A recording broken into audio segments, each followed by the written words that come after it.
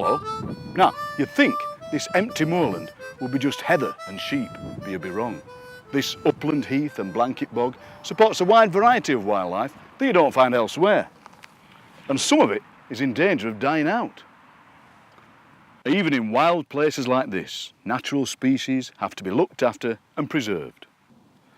That's where the Barnsley Biodiversity Trust comes in, as Peter Roberts, chair of the Trust, explains. Barnsley Biodiversity Trust brings together organisations and individuals interested in biodiversity. Barnsley is rich in a variety of wildlife, plants, birds, animals, and this is what we call biodiversity. We all benefit from access to green spaces, to the open countryside. We're interested in our own gardens and parks. There are some areas in Barnsley that are good for wildlife and others that are damaged and perhaps lost. The organisations and individuals involved in the Biodiversity Trust want to improve these things, but we need the support of everyone to do so, and this is why our work with schools is so important. The organisations and individuals involved in the Biodiversity Trust have a plan. We're working to this plan, and to succeed in what we want to achieve, we need your support, we need everyone's support, and this is why we're so keen to work with schools. As Peter Roberts said, where better to start learning about biodiversity than with young children in schools? The Trust visits schools and works with the people in their own grounds at the school. These projects are led by Colin Graham and David Allen, who visit schools to talk to groups of children. So these are the nest boxes that are going to go on poles. What do you think? What do you think? Yes? Bird box. Is it a bird box? You're dead right. It's a bird box. Can you think of any bird that might use that? Yes? A woodpecker. Well, it's a good try, but a woodpecker wouldn't use that, no. I know what you mean. You're thinking a woodpecker's going to drill a hole in a tree and go in and use it. And there is a ready-made hole. Have you noticed something? Have you noticed something? What's there? Metal. Pardon? A hole. Yes, but what's round the hole? Metal. Metal. Why do you think there's metal there? Yes? The robins can go in. Well, it's to stop something happening. What do you think might happen? In case it sets on fire. Well, that's a very good idea. You always get some wonderful answers, don't you? Yes, yes? It might break. It might break. Well, that's a good answer. Last one. Yes? So it don't get bigger. All. How would it get bigger? What would make it bigger? Yes? If the birds peck it. If the woodpecker pecks it, Okay. and if the grey squirrel comes along and bites a hole there, because the grey squirrel and the woodpecker can hear the baby birds inside squeaking, because baby birds will squeak, begging for food. That's why they're making little begging noises. Give me food, give me food. Sort of thing. And the woodpecker thinks, that's food for me. And the squirrel thinks, that's food for me. So they come along and the woodpecker will go, get it, Wigger, in it'll go, and the parents outside will be going absolutely mad and really get upset because they know they're going to lose their young ones. And the grey squirrel will stick its head in and pull the young ones out and eat them. Now the grey squirrel's not even from this country, it's from America. It's all right in America, it's a wonderful animal in America, but it's not so wonderful here. Yes? Wouldn't the bite a hole in the bottom of the metal?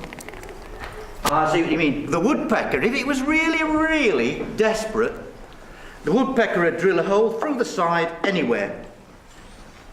But it's a lot of hard work. This is pretty thick wood. So they go around the ready-made hole. So that's why we went to Cudworth the other day and we had a look at their nest boxes, and there were lots of them had nests in, but all the holes were big because the grey squirrel had been there. So then it's outside to install the nesting boxes in the correct place. But first, the preparation of the boxes.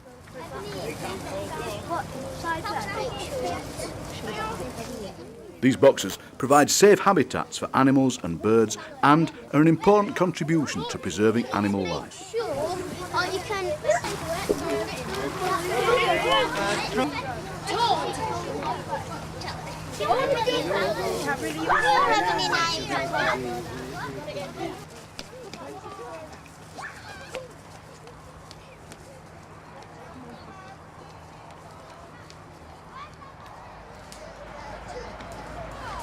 First, the hedgehog and bee boxes are placed on waste land in the school grounds.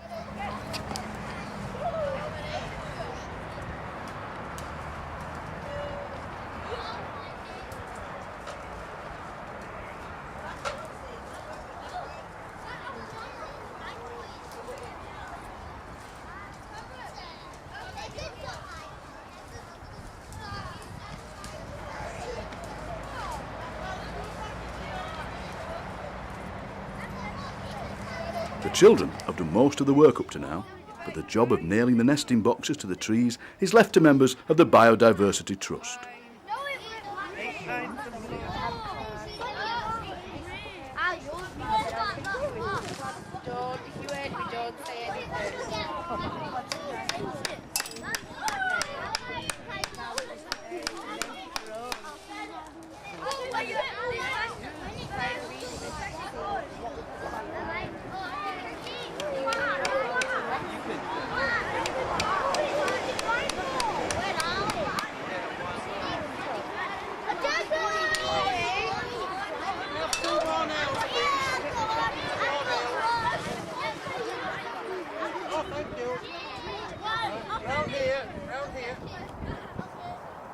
Besides nesting boxes, feeding stations are also available.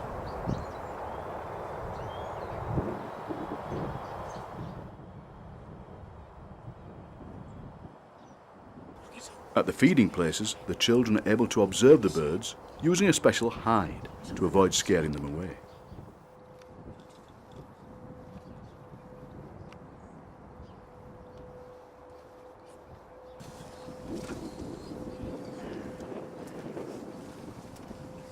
They then identify the birds they've seen feeding and make a record of their observations. I think it's cold. Mild means it's sort of warmish. Oh, magpies, look at that, that's wonderful. There we are. There's the blue tit that we've seen on the feeder. Yes, excellent. During the winter months, when the nesting boxes have been vacated, there's an opportunity to see how they've been used. But unfortunately, things don't always go to plan. Grey squirrels and human beings are the biggest threat to nesting boxes. It's a great tit's nest, and that's the base of it. The grey tits put woolen hair for the eggs, and then it's laid its eggs. Well, that one died and well, what's happened is the grey squirrel has come and bitten the hole bigger, and it's stuck its head in and dragged out the babies, and it's eaten most of the babies, but it's left. It didn't see this one, it's left this one. So And well, it's died because the parents fled away from the squirrel and didn't return. So nobody fed it really. So that's the way. Have you ever seen the Where's the egg? Well, we'll show you those later. Where are but eggs? we can have a little touch there. Yeah. Eggs around the box. No, the eggs have hatched. Yeah, where is the eggshell? The eggshells have been probably eaten by the bird or thrown out of the nest to make room for the babies.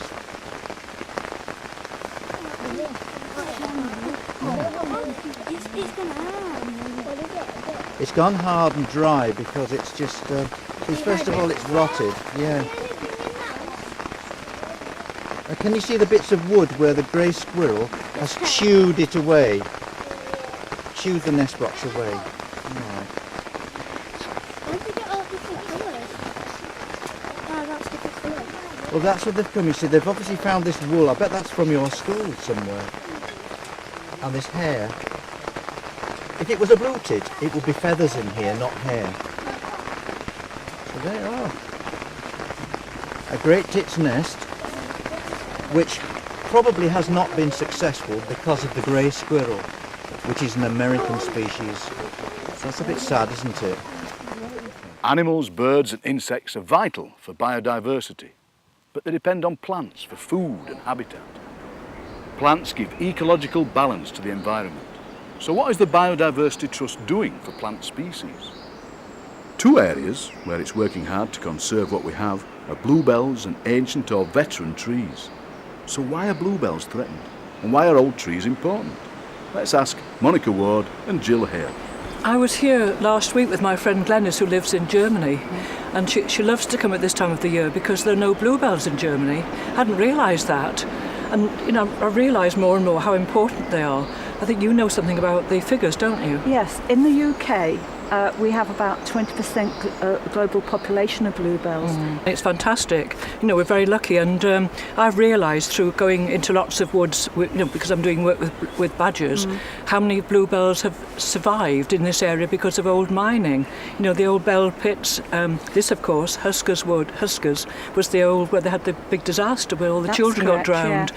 And because of industry, these areas weren't developed for farming. The trees weren't felled, so they were left. And now, of course, we value them and they're protected. And I'm very pleased, that the Trust is valuing the bluebell as one of the iconic species that we've got in our Biodiversity Action Plan. Yeah, what the main problem is for us with bluebells is a couple of things. It's poor woodland management because trees are not getting felled, and they're like glades. Yes. They're like the open spaces. And another problem is actual bramble. Oh, yes. That is encroaching them. So really, they love open spaces, and that is the main thing. Another problem area that they've had in the past is that people have actually picked the native bluebell bulbs to sell commercially through nurseries. Gosh. And another problem is the sort of Spanish bluebell, the garden bluebell, where they sort of hybridise and we're getting another species. When people think about Barnsley, they think of a industrial area, old mining area, but they forget that it's a really beautiful place, and we're so proud of it. And we're hoping that next year is that we do actually do some work with bluebells, perhaps producing a map of where all the bluebell woods are within the Barnsley area, and also getting the general public involved, getting them to record the bluebells so that we can make it a Barnsley Yes. project. People would enjoy that, wouldn't Yes, they? Yeah, yeah, certainly. yeah. Yes. Yes, I think schools would get involved in that, wouldn't they? There's no reason why some of the schools that we've got with Colin that we can't actually take the children round some of the woodlands. I just think it's so peaceful. It's lovely. I think the bluebells they have. I think it's the blue sort of calming effect, It is. isn't it? Absolutely wonderful. But this is one of my favourites, I must say. Yeah, it's beautiful. The Wentworth Castle and Stainborough Park Trust is responsible for the historic Wentworth estate, which was laid out in the 17th and 18th centuries. What better place to find veteran trees? It's obviously dead. Yeah. No, I can't see any leaves at all. But it's still a very, very important tree, although it's dead. Yeah. But it's very good habitat, you said, isn't it? For Fantastic different habitat. things. I mean, you've got many insects will depend on it, and you get fungi. You can't see them at this time of the year, but there'll be fungi growing on it, on the ground around it. Yeah. They come in the autumn, and of course you've got holes which could be bird nesting sites. You could have tawny owl or anything really. There's lots of holes where anything could come. Yeah, Tree creeper, I could imagine even. Yeah. I saw a bee just going in here. Oh, yes. So what sort I don't know. We have recorded all the veteran trees in this parkland, and that's one of the things we do. We measure them, and we discuss all the different features, like how many dead branches and things like that. I mean, this obviously all the branches are dead, not many left now at all. But it's very important to leave it and not to fell it. And of course, in some areas where they are near paths, people get worried about health and safety and fell them. But this is not in anybody's way, and it's not going to harm anybody. And it can stay here until it rots. It will probably be here for another 100 years or more. I think when they record them for the grid reference, they do it with the GPS, don't they? Yes, oh yes, we do that. We've Do got we- a map of them all. We have we? Yes, we have, yes. Right. We have, yeah. It would be quite good, I think, if we did some more training sessions. We need some more. I think all the trees in this parkland have been recorded, but we Yeah. need now to look at ancient trees as well and trees outside the parklands. Yeah. But apart from trees, you know, the parkland is a very valuable place. Like if you look beyond there, you've got the open green area, which is very good for song thrush. You've got all this fantastic cover which insects will be Yeah. abound under here. Under the leaf litter. So you've got, you know, hedgehogs. In fact, they're going to release some hedgehogs here very soon as part Yes, of that's our right. map. So that would be very good. And this is very good for fungi for the autumn. Yeah, definitely. With all the leaf litter. Yeah, it would be brilliant. And I believe we've got different nest boxes here, Put haven't up we? barn owl boxes and tree sparrow boxes, which are, you know, very important species. So, you know, it's very good. And we've also got a big pond where there are great crested newts. Yeah. So the whole area is rich in biodiversity. And it's very good for bats, isn't it, here? Yeah, there are bats as well. Yeah, because of course, I wouldn't be surprised if there are bats in here. Very possibly. Because they do sort of have the nurseries or whatever here, don't yes, they? Yeah, they do. So it's a fantastic specimen. There was a tree at Silkstone Common. It was a veteran tree, just past the Nabs Wood. Oh yes. And the inside was out, and some kids actually put a bonfire into it and totally destroyed it. Yes, that's why it's important that we go into schools to talk to children about the value of biodiversity, isn't it? So that they're aware of how important these things are. You know, they might say otherwise, oh, this is just a dead tree, but really, you know, it's a very, very special tree. Yeah, and you think about the history, all the things that's seen as well. You know, when you think what here when it was planted, what was going on in the ground. And it's supposedly a dead tree, what habitats it's got. So, you know, like the wood lice and like the bird life and everything else. So Absolutely. really, it's not a dead tree. No. It's a tree. It's got a unique habitat. That's hasn't right, it? it's a very, very valuable habitat, very special.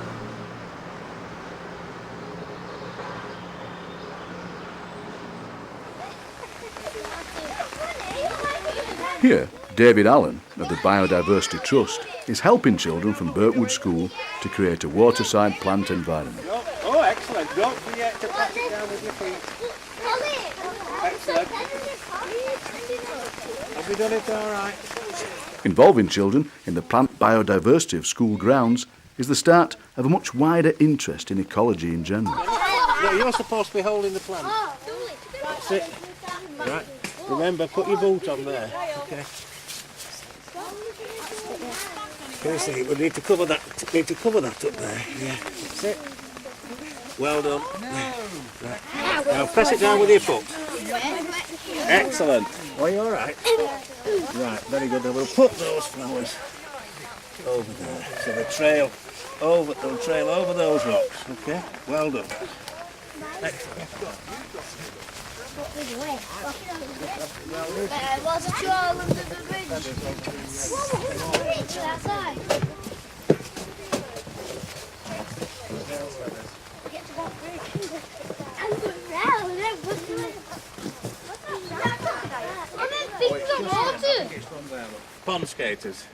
Yeah. Ah, I see where pond Yeah, you can see that, can't you? How they're on the surface. Do you remember when I came to the classroom and we talked about a particular amphibian? What did we talk about? Great Crested Newts. And you said, Curtis, that you'd seen some, haven't you? Yeah. Yeah.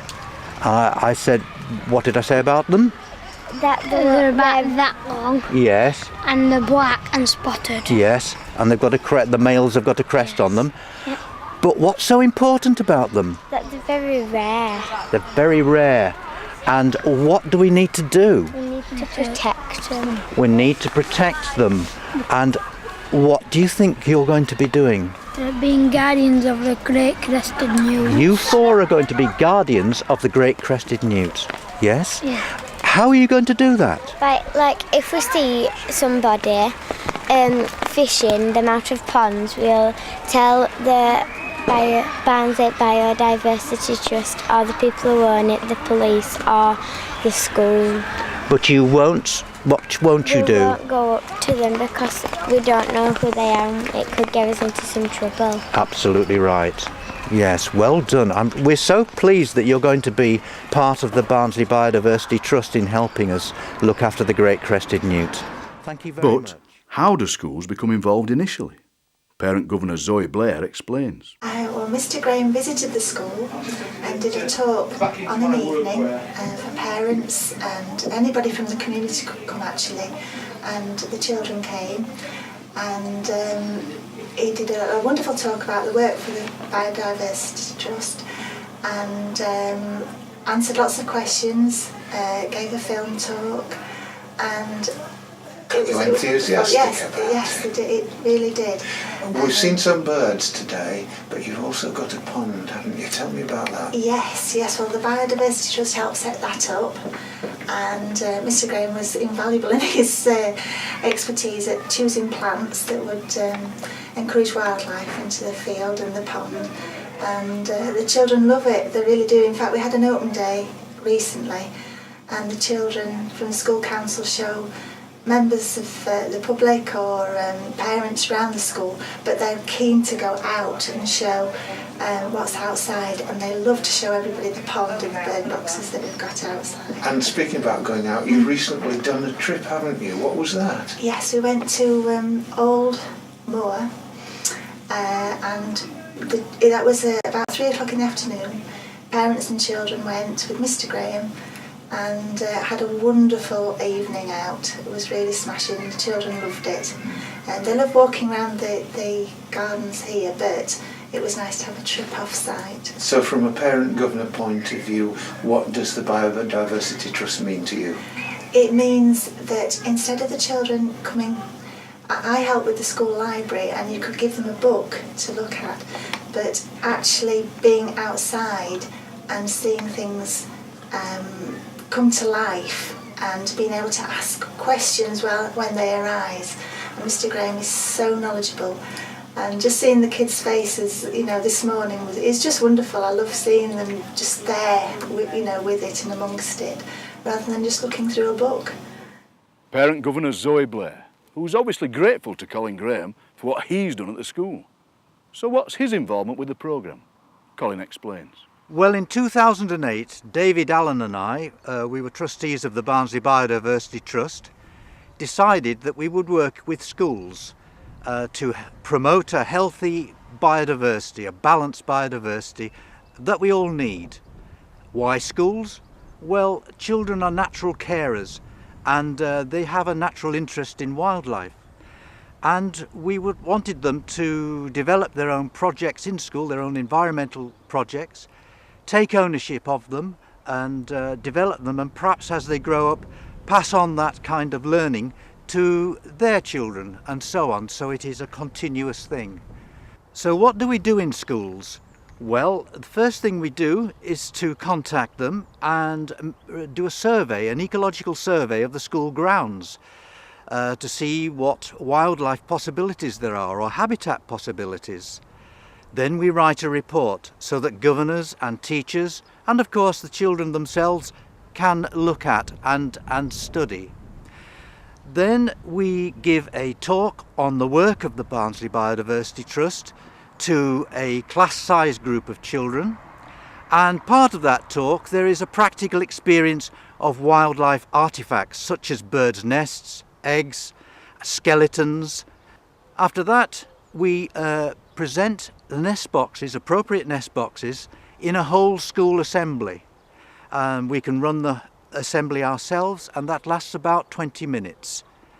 And then after that we help the school and the children to erect the nest boxes and place the hedgehog boxes, and then record where they are, and we help them to build up records that they can actually study later in terms of data and information collecting. So, and then we have follow-up visits, and we help them with cleaning out nest boxes, finding out what's been in the nest boxes, and sometimes we actually run bird watching sessions with parents and children in the morning. The children have become so interested in biodiversity that they've involved their parents, who organise activities and go on field trips with them.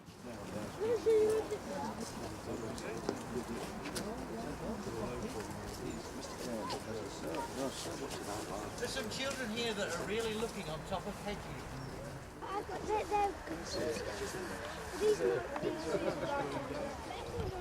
It's got lovely speckles on it and lovely subtle shades. Right, if you look on top of that hedge there, there's a couple of dunnocks. Look, there's 3 dunnocks. On the hedge. Yes, on the hedge. All right, let's just... If we move down to there, we'll be able to see looking back. Look at that. And its other name is a wind hover. See, a wind hover. Watching mice in the hedge bottoms.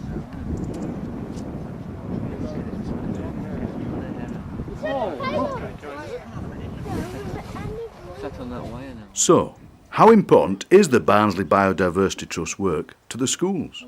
2 head teachers explain. We've been linked with Colin for a time now, and we appreciate the work that he's done with the children.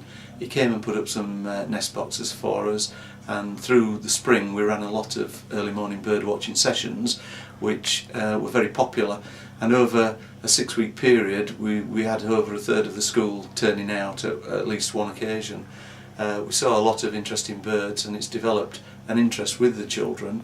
Some of them have been off and bought binoculars, which they brought the new binoculars today, and it's been fantastic. I think the highlights were watching the tree sparrows using the nest boxes that have been put up, and also the blue tits feeding their young in the nest boxes. They were very busy one morning when we were here, and I think the work with the parents has been really good. Colin came in and did a session with parents and children, talked about the wildlife of the area and about some of the plants as well as the birds and animals that were endangered, and I think that's raised a lot of awareness with the parents, and they've been really good at following things through and supporting us in the work we've done. Last year they provided bird seed for our feeders. This year we're trying to sell it, so I can't see them giving it us, but we've got a lot of children who are interested, and now we're trying to make an enterprise project out of selling the birdseed and the feeders. I'm Julie Allen, the head teacher at Birkwood Primary School, and I'm very grateful for the work that Barnsley Biodiversity Trust have done with our school.